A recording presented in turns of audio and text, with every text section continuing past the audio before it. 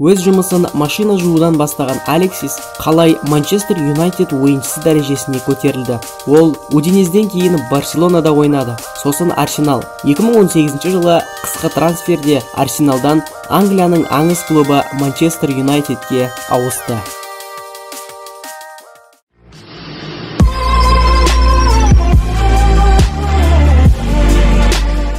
Алексис Санчес Чилидің солтүстігіндегі қалашықта дүниеге келген. Ол енді еңбектеп жүре бастағанда оның әкесі отбасын тастап кетіп қалған. Оның анасы балаларын асырау үшін 2-3 жұмыста қатар алып жүреді. Күнде оның анасы бірінші жұмысында еден жуса, екінші жұмысында өз үйінен 50 шақырым жердегі базарға барып балық сататын болған. Оның жанұясының кедей болғаны соншалықты, Алексис 8 жасынан бастап тиын-тебенге машиналарды жуып ақша таба бастайды. Одан бөлек көшеде сальто айналып өнер көрсетіп тиыннан ақша жинаған. Ақшасы аз болған соң тамақ жемеген күндері де болыпты. Кейде ашықтан көршілеріне барып тамақ сұрап жеген күндері де болған. Осынша қиыншылықтарға қарамастан ол футболды жақсы көрген. Аяқ киімі болмаса да жалаңаяқ жүріп доп тепкен. Алексистің жас кезінде оның достары Ардилла деп атайтын болған. Испан тілінен аударғанда тиын деген сөз. Бұл лақап атты достары оған тал ағаштың үстінде тұрып қалған допты өрмелеп шығып төменге түсіретін болғандықтан солай атап кетіпті.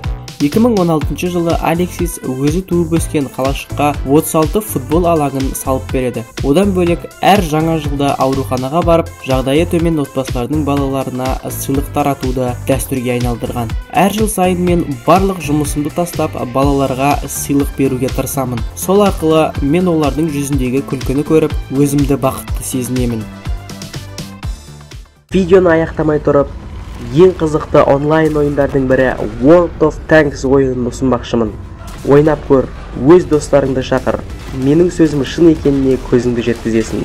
Сілтеме төменде.